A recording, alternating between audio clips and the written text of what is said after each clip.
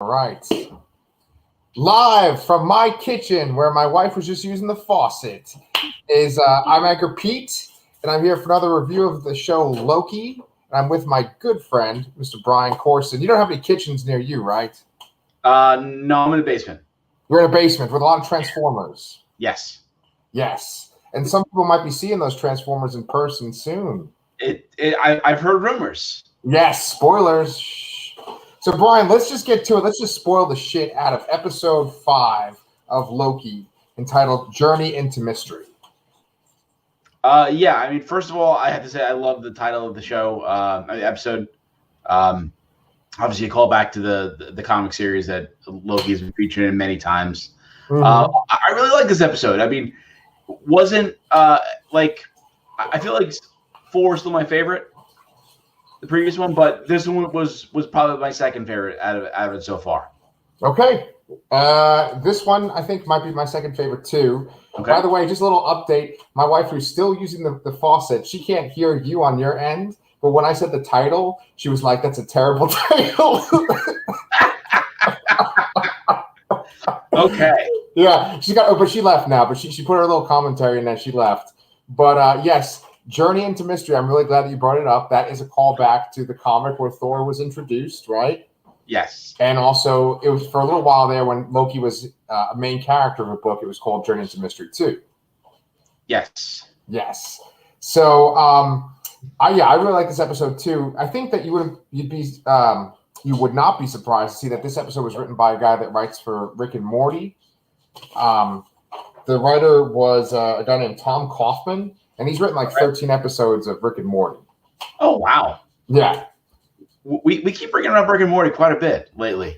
Yeah. Well, since we just kind of do this for fun and we kind of go back and forth, we can take a little sidetrack for a second. Joe Hill, who's Stephen King's son, right? He was talking on this show called I'm forgetting the name of it. Postmortem, right? And he's on this podcast and he's talking to the guy who's the host, Mick Garris, and he had this theory that Marvel gets comedians like the guy that is the Dan Harmon, right? Yep. Patton Oswalt, Bill Hader. They have them come in when a movie's about to be released, and they just go over the script of a movie, and they just like have drinks. They give them like craft services, and then the guys just kind of poke holes at the script, and then they just like add their jokes into the movie. Interesting. Yeah, have you ever heard of that? I have not heard that before, but that's like a pretty good idea. I mean, you're taking some of the, brightest comedic minds in television and, giving them an outlet and punching up these movies a little bit. Yeah. It's interesting because like sometimes I sit there and I think, okay, well, what kind of joke is a Dan Harmon joke? What kind of joke is a Patton Oswalt joke when I go through these Marvel movies, And I mean, I've heard people before say that the reason why comedies don't do so well nowadays is because they're competing against these Marvel movies, which quite often are almost comedies. Yeah, that's an excellent point. Yeah, I mean, comedies rarely made as much money as these action blockbusters do. Obviously, not much either, but I mean, the comedy landscape is also a lot different these days as well. I mean, you see a lot of like heavy criticism of like the comedies that we kind of more grew up with. I don't want to say grew up with because it was like, we were almost 20 years old or whatever, but the early 2000s comedies are heavily criticized today because of all the, how do I put it? Non-PC? Non-PC like jokes and humor contained in. Yeah. So, I mean, it's kind of funny because Marvel just always does keep it PC, right? They never go too far. And I think that's why it's always this sort of safe comedy, right? Yeah, absolutely. Yeah. Boy, we kind of went off on a tangent already, didn't we? We got our own little, what's that thing? Branch. Yeah, a branch, right, of the sacred timeline. So let's get back to the beginning. I actually really liked the intro because they did the sort of standard, it's not standard, but like one thing that filmmakers will do is they'll show something upside down, or they'll have the camera turn upside down, and it's just to kind of show that things have drastically changed. And I think that last week's episode had such a big cliffhanger that they were just showing like, oh, the world's been turned upside down, essentially. Yeah, no, it was a great start there, and we get straight into Loki with other Lokis. Yeah, you bring up Lost often. Did the last episode and this episode give you any kind of feelings of Lost, the show Lost?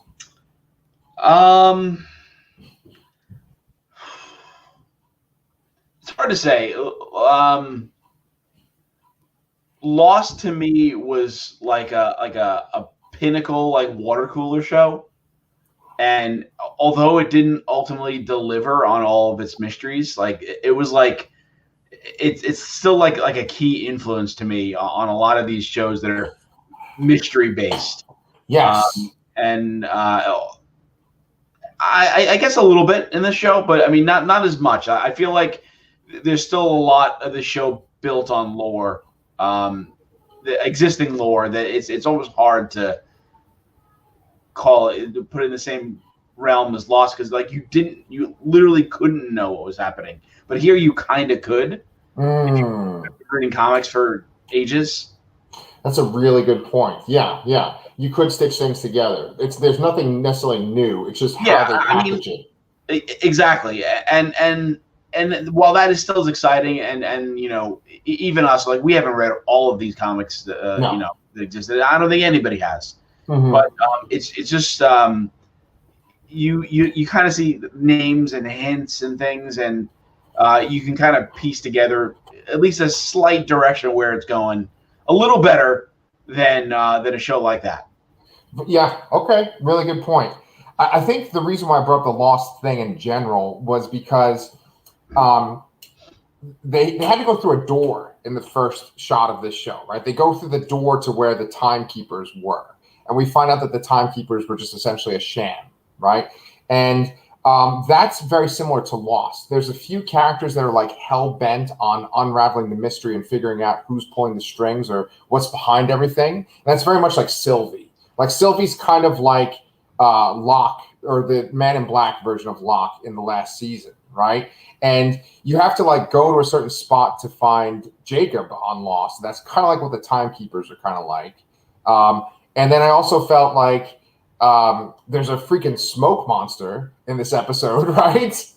Very, very good point. Yeah. I didn't think about that, but yeah.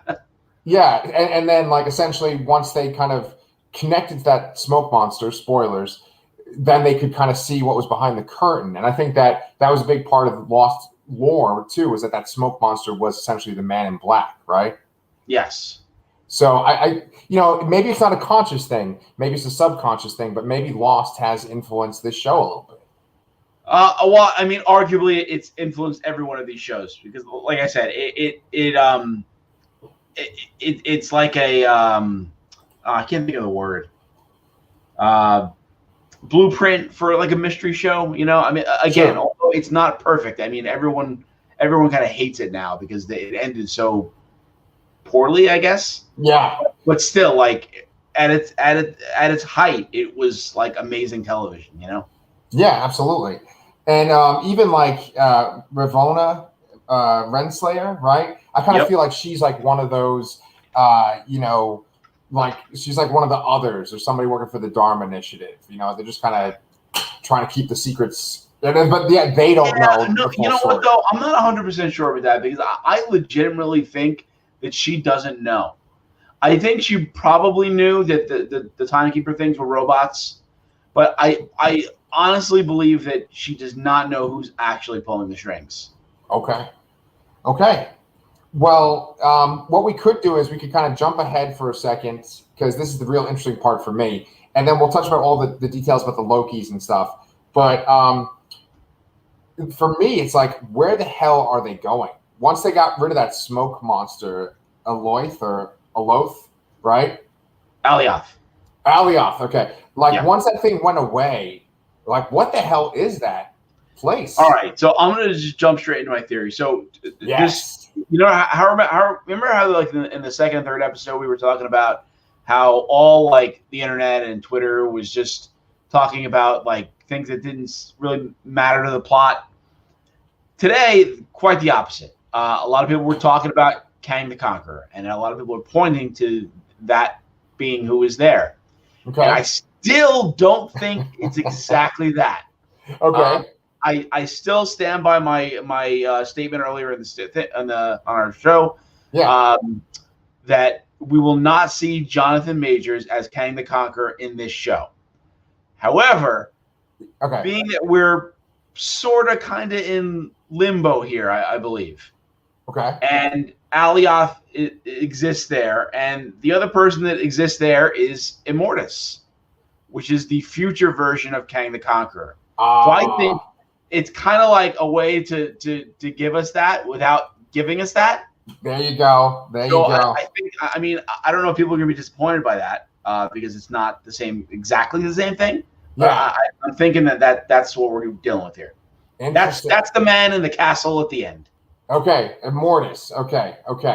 Nice. So, yeah, wow, that's awesome. I mean, I'll be satisfied with that. I can't tell you the amount of videos I've watched recently, even since last week, where people are like, "Oh, Kang is so lame. Kang is such a lame character." But to me, I'm just excited about what they're going to do with him. And if this is Immortus that's here, and then it's going to lead to Kang in Ant-Man and the Wasp, I'm totally on board for that. It still feels kind of weird that if this show is a setup for Kang for Ant-Man, like I still think it's more of a setup for Doctor Strange than anything else. Yeah. But I mean, I'm still not 100% sure how the show is resolved. I mean, other than there now being a multiverse and a lack of the dissolution of the TVA. I mean, yeah, we saw Mobius going back in to burn to the ground, as he said. Yeah. Well, like, do we know anything about Ant-Man Quantumania at all, or Ant-Man and the Wasp Quantumania? Other than Jonathan Majors was cast as Kang, and it's going to have a lot more to do with the quantum realm. No. Okay. Interesting. I don't know. Like, wow. Yeah, I mean, this could be. It's kind of weird because like they made an announcement that he was going to be in that movie, and we know that the quantum realm plays a big factor in that series, but it really hasn't been brought up here at all.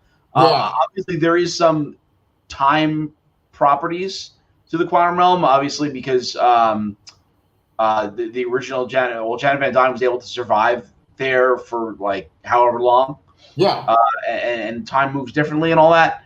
But it's not exactly the same thing as what the TVA is doing or multiple realities. I mean, I guess it sort of is because they kind of made that bridge in Endgame with time travel and the quantum realm. So. Yeah, I mean, I was going to bring that up. It's just that's the whole time travel mechanic, right, of Endgame. Is that they use Ant-Man, they go through the quantum realm to go back in time, right? Yeah, and I guess really, one of the things it's always says like magic is just science that you haven't been able to explain yet. Yeah. Well, I'm so glad that you brought that up because that's a great segue to something I'm surprised I haven't mentioned or thought about before, which is that like when someone gets pruned, they kind of become like a rainbow color, right? Yeah. They're like multiple colors. And then like when the people showed up in that realm, you called it limbo before, right? Like where everybody was at the end of time. It looked kind of like a rainbow color when they were getting sent there too. And that just kind of reminds me of like the Bifrost, right? Yeah, that's an interesting observation. I'm wondering if how that could be tied into it. But I mean, just the fact that there are so many Lokis here and that time travel is kind of common with the Asgardians and all that. Well, do you think, because I'm sorry to interrupt you, but like the Bifrost was powered by one of the stones, right? Wasn't it? Like the space stone? Ooh, I don't remember. Shit, I don't remember either, man. This lore is so freaking dense at this point. Yeah. But let's look it up. Okay, nice. Yeah, because doesn't like Thanos get the space stone and then he can like teleport? Rainbow Tesseract. Yeah, okay, so it says that Heimdall uses the Tesseract from Earth to rebuild the Bifrost because the Bifrost was broken in the first Thor movie. Okay. So I don't necessarily think it was powered by it initially, Okay. or at least the energy from an Infinity Stone was used to recreate it. Yeah. So Shit, man. If only like I was taking a trip to New York and we could hang out and just watch all 23 Marvel movies, in a row, right? Yeah, I mean that there's just zero chance of that happening, though. I mean, yeah, oh yeah, I know. I want to stay married in my life, and like I don't even know how many hours of time that would take, but like I'm actually starting to forget like which stone does what and like what it's connected to. It doesn't. It also doesn't help that the stones' names and colors are different between MCU and comics. Yeah. So I guess like the point that we're trying to get at is that even though we feel like we have an understanding, it probably is going to be a Mortis, but that's kind of the extent of it, right? Like that it's essentially a guy who's working against Kang, right? Because isn't a Mortis the good version of Kang? He has been good at times, but he's been evil as well. So he's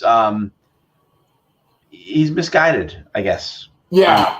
Well, like like that realm that they showed when that creature Elios went away, it didn't look Egyptian, right? No. It looks similar to that ruined city that was there. It just looks like a portion that was like cordoned off or something. Okay. I mean, I got like a London vibe for some reason. I don't know why. Yeah, I kind of almost had like a medieval kind of vibe, like medieval England kind of vibe. Yeah. It's funny because last week you said it reminded you a little bit about Secret Wars, that place. And I was sitting there kind of like, oh, that's like too much of a stretch or whatever. But honestly, that realm, the way to describe it, it does kind of remind me of Secret Wars a lot. Yeah, the way they describe what happens when things are pruned, that they all just get kind of tossed into the space, and then it gets consumed by Alioth.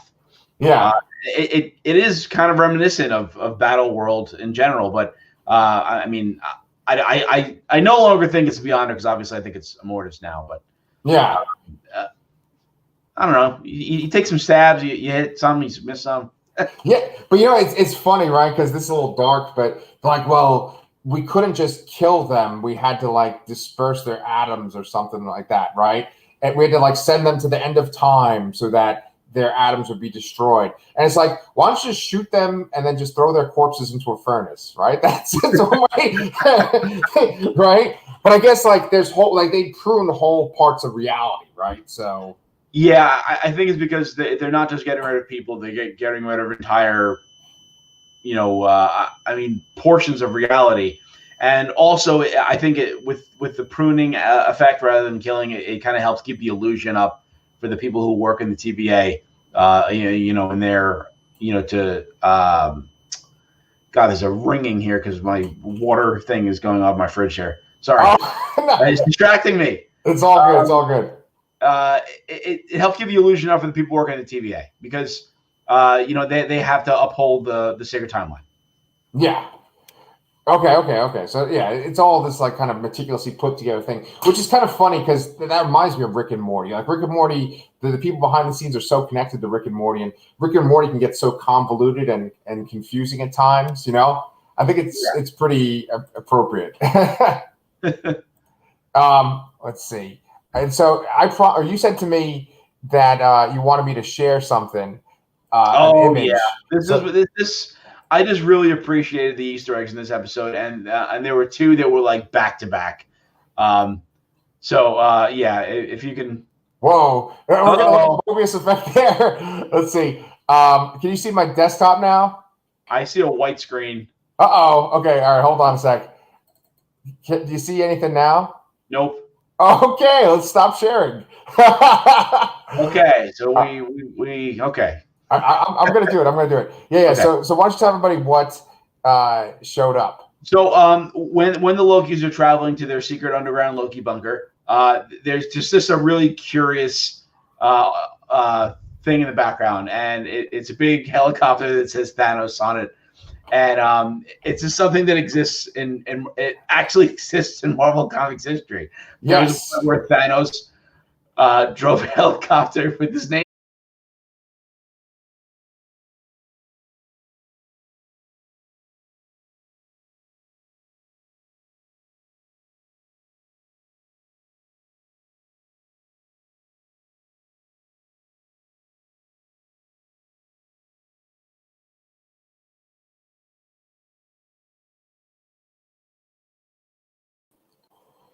All right, we're back. Let's see. Had some technical difficulties. There's Brian. Can you hear me, man? Oh, I can hear you. Thank God, because I'm just not good at carrying these things by myself. Oh, we had some technical difficulties. I think the Thanos copter struck. Yeah, he was just so embarrassed by the fact that we brought it up and we pointed out that he snapped half of our broadcast and you got cut out. Yes. Oh man, I'm sorry about that. Like I shared the screen to show the Thanos copter. I think that might have messed up my. I don't know what the hell it did, but that's exactly what I said too when I realized no one was there anymore. I don't know. I guess I got to figure out how to share stuff on here. But I wanted to show that Thanos copter picture, and then I was going to show the what do you call it? The picture from the comics, because it kind of blows my mind that there is a comic where it's just Thanos flying around in a helicopter, and the helicopter says Thanos on the side of it. Yep, and it's from a Hellcat comic of all things, you know. I know, yeah. Comics can be very strange, but I mean that's the reason why we love them, you know. Yep. So that whole area that was just littered with all these different things from different realities, and I didn't even see the Thanos copter. Like I'm very lucky that you saw it and pointed it out to me. I did catch. It was bright and yellow, and the words were real big. I mean, I couldn't miss it. Yeah, so there you go. I did see Frog Thor, but I was kind of on the lookout for Frog Thor. Okay, yeah, and that's what that was where when I realized you weren't there. As I mentioned Frog Thor, and I said I couldn't tell if he was in a jar or a cage or something or whatever it was. He was in a jar. I went back and looked at it, and he was like trapped in a jar right next to Mjolnir too. Yeah, I saw that too. Yeah. So what did you think about the other Lokis and just like that dimension in general? Well, it was interesting because we knew that Loki was the most pruned character in the timeline, and obviously there would be a whole bunch of them left over at the end there. I really liked the interaction we had with the little team of Lokis that we saw at the end of the previous episode. Yeah, it was really weird because we finally saw the Loki with the vote Loki that we've seen in the trailers, and it was like there and gone. Yeah, yeah. It was kind of funny to see his alligator Loki bite his hand off. Yeah, that was awesome. It was like, it was like the Spider-Man meme where they're pointing at each other and they're like, I'm double crossing you and all that. It was kind of funny and very cheeky, I guess. But ultimately, I think the most interesting thing that came out of it was the classic Loki. And his scene at the end, towards the end of the episode, when our Loki and Sylvie go to confront Alioth. Yes, I love that. They used music at that point that I don't think has been in the show at all. The main Loki's theme is really great to begin with when it just flashes Loki on the screen, and they've played that a few times during epic moments on the show, like when the world was collapsing. But then in this particular episode, when classic Loki showed up for that like kind of that hero moment at the end, and he was able to kind of like raise Asgard, they played this theme that they had never played before, and it was just so good. Well, yeah, it kind of sounds like it was like the Loki theme or part of the Loki theme mixed with Ride of the Valkyrie. Yes. Dun, dun, dun, dun, dun. Very, very good observation. Yes. I thought that was like a perfect match. Exactly. And it was really like a great moment in the episode. Right. Yeah. Because what I've always kind of loved about the way that the MCU has handled Loki and Asgard is that they've really made it like it's a culture. In the comics, it's a culture too, but it's more like they're myths. In the movies and this show, they really try to play up that this is like a people. This is a culture. not all of them seem like badass like Thor. I know they're like a warrior culture, but it really does seem like Thor and Loki and the Warriors 3 are kind of like outliers, and that Asgard is just kind of made up of like a people, like a culture of people. Yeah, there does seem to be a number of regular folks there. I mean, you can go back to the people watching the play in Thor Ragnarok. Right. They're just wearing like robes and stuff, and they don't necessarily look like they're all gods and ready to jump in a battle with frost giants. Right, exactly. And so like that music, because you're so right that Flight of the Valkyries or Ride of the Valkyries, where they play it, and it's just so perfect because that's sort of the where that culture is on our planet, right? Like because it's that kind of Norse mythology, and and they just kind of dig from that. I loved it, man. It was so good, so epic. Yeah, absolutely. I loved when the smoke monster was kind of like trying to bite parts of the building, and then like the part would fade away. Green, and because it was a conjuring or illusion. Yeah. I mean, it was an episode filled with a lot of high moments. No wonder that you liked it so much, because I mean, you had these great reunions and you had these great sort of emotional beats too. Like, oh yeah, the bro hug with Loki and Mobius got me, man. Yeah, that was good. That was maybe one of my favorite Disney Plus MCU moments. Absolutely, yeah. Yeah, and just like Loki being reunited with Sylvie, like when the two of them kind of met, each other's eyes. I thought that was great too. Yeah. I thought that when they were sitting, like I know that scene's supposed to be awkward, essentially because they're the same person and they're kind of like forming a romantic relationship, but it felt awkward in the sense of like, it almost felt like it was just kind of like padding. Do you know what I'm saying? Like when it was Loki and Sylvie just sitting together. Yes, it felt very reminiscent of the third episode, actually, which I felt was mostly padding. Yeah, it did feel a little odd, out of place, and like they were trying to extend the episode a little bit. Right, exactly. And they could have like kind of went into more of the other Lokis, like into their lives a little bit more, and explain them. Like Kid Loki, for instance, he mentioned how he changed his timeline because he killed Thor. Then you had the guy that they described as boastful Loki. He's the one that betrayed them. And like he said that he took out Captain America and Iron Man. It kind of would have been interesting to kind of hear their like debating or something with the Loki that we know. You know what I'm saying?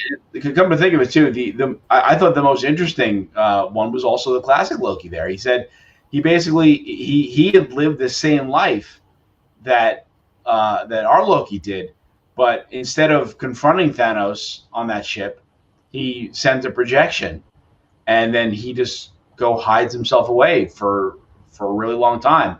And then the second he thought about trying to go back to something to see if his brother was still around because he missed him, that's when the TVA showed up to prune him.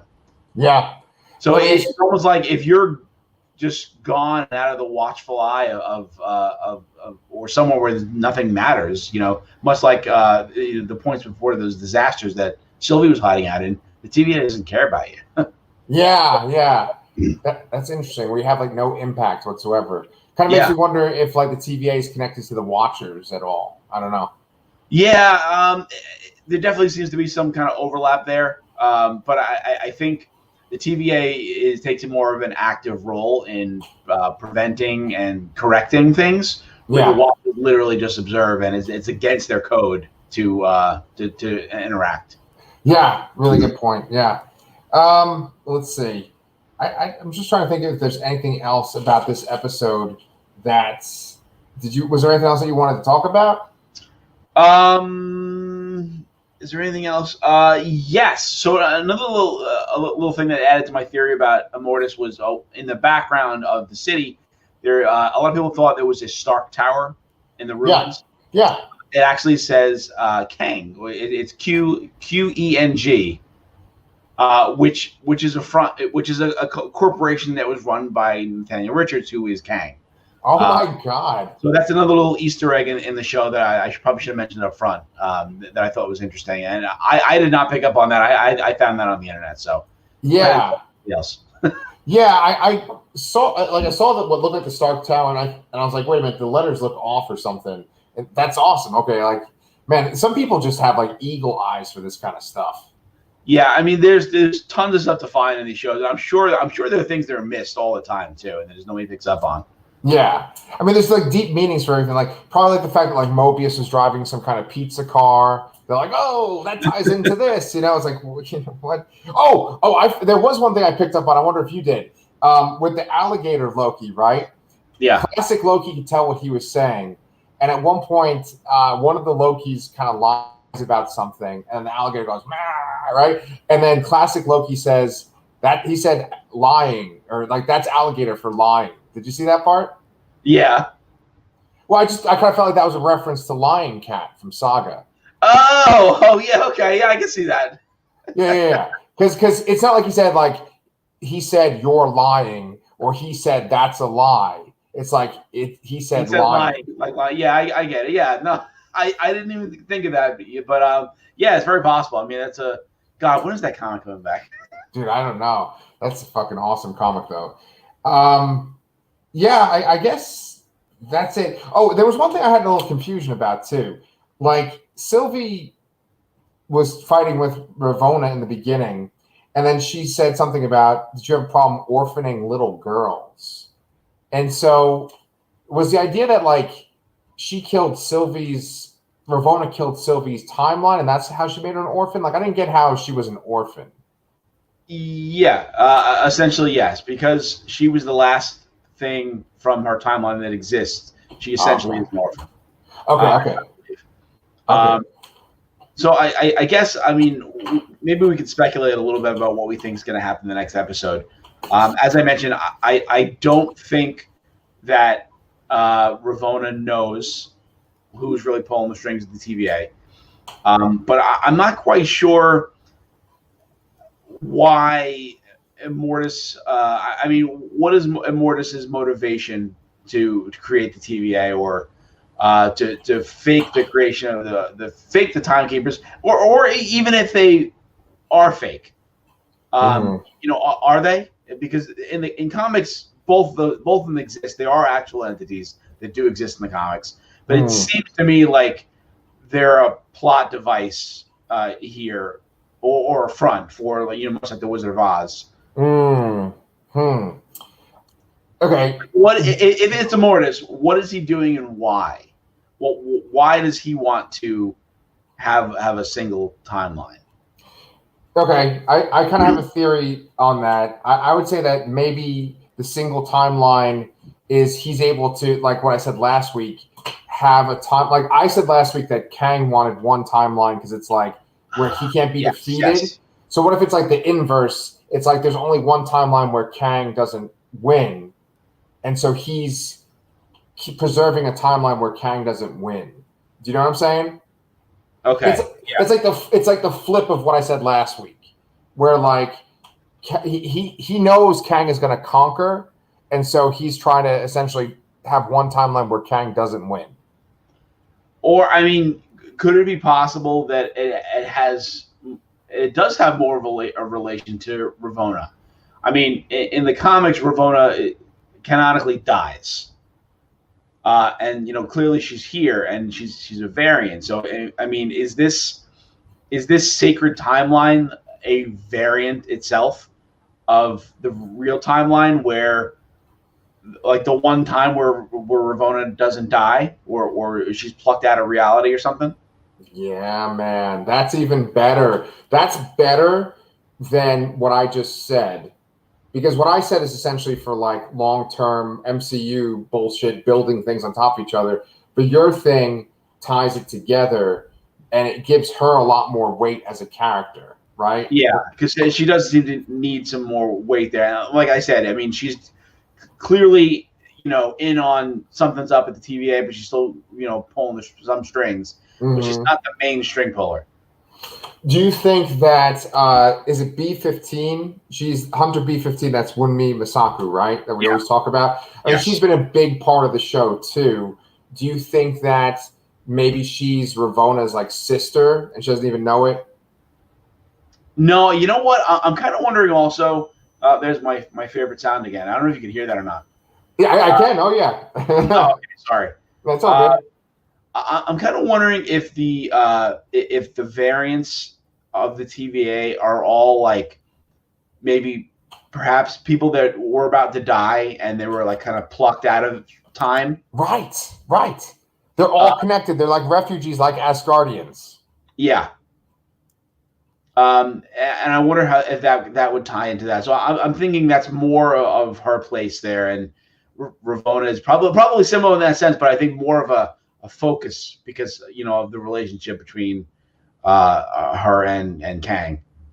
Yeah, I like that a lot, and like it'd be really awesome in the last episode if they kind of show where they're from originally, like what time they're from. Yes, absolutely. And like kind of shows Mobius's role and stuff. I mean, you remember how when Sylvie and B-15 were talking, and I commented, you commented that you liked they didn't show anything, but I commented, well, why didn't they show anything? Maybe there is a reason for that. Maybe if they showed it would have given that fact away that they're all plucked from right before their deaths. That's a good point. The only thing that I think kind of throws our theory off, which I love this theory a lot. The only thing that throws it off is that there was that one TVA agent that you did see into her mind, and it did look like an Earth kind of bar or something, right? Well, yeah, it could be. I mean, I guess they could have shown any point in anyone's lives. Or, hey, maybe she was drunk and she got into a car accident and died right after that night or something. Who knows?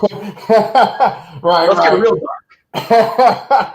Yeah, I really love these conversations because this makes it way more interesting than like what I was initially thinking, and probably what'll happen is it probably won't be anything that we're saying, right? Yeah, absolutely. Yeah. It's like the Mephisto thing all over again. But I do think that one thing that we do a little bit better than I think, this is not to brag, but like other than like people that are trying to be sensational or like conspiracy theorists, we're not just trying to like do plot holes and reveal characters. We're trying to think of like what works story-wise, right? Like what works emotionally. And so I think that works really well emotionally. Yeah, I mean, I hope I'm right. I always like being right and guessing these things, but I mean, who knows? Like I said, I take stabs in the dark, and sometimes you hit, and sometimes you miss. Yeah. Well, we got one more week of this show, and it might be an eventful last episode for us to review. I think it will be. We were going to also talk about Masters of the Universe and Revelation, and we were going to talk about the Kingdom trailer for Transformers. But honestly, I didn't do as much research about those or watch them as much as I would have liked to. So is it okay if we kind of pass on that for tonight? Yeah, sounds good to me. Okay. I mean, let's at least say that we're probably going to be talking about them in the future. Yeah, we're going to probably stick on Wednesday nights for our reviews. And, Netflix does a thing where they just blast out everything at once. We'll probably break down Masters of the Universe in like 2 installments, and we'll break down Kingdom maybe in 1 installment. But it'll be on Wednesday nights, with the exception of, I think, we might do the Friday that Masters of the Universe comes out. Yeah, I'm down for that. Hell yeah. It looks real good. I'm excited about that one. Hell, I'm even excited about Kingdom, so... Yeah, I'm excited that it'll be over. Nice, man. It's hard. It's just hard being a Transformers fan sometimes, man. I mean, I need a good show. No, I hear you. A good comic. I have good toys. That's about it right now. Yeah. No, dude, I hear you. The trailer was kind of deceptive because it reminds you of Beast Wars, which is such a great computer animated show. Yeah. And War for Cybertron has not been that. The cartoon show. Oh, see now, my Alexa device, my wake word is computer. Oh, and it lights up there. So that's why I wonder if you heard that or not on the mic. We did. We've gotten all the beeping and the people using syncs. It's been a great episode. We also just dropped out for like 10 minutes in the middle. It's a great episode, man. Yes, absolutely. Let's cut that out of the podcast version. There you go. Yes. All right. Well, with quality episode, bring it to a halt. Brian, I'll see you next week, literally. All right.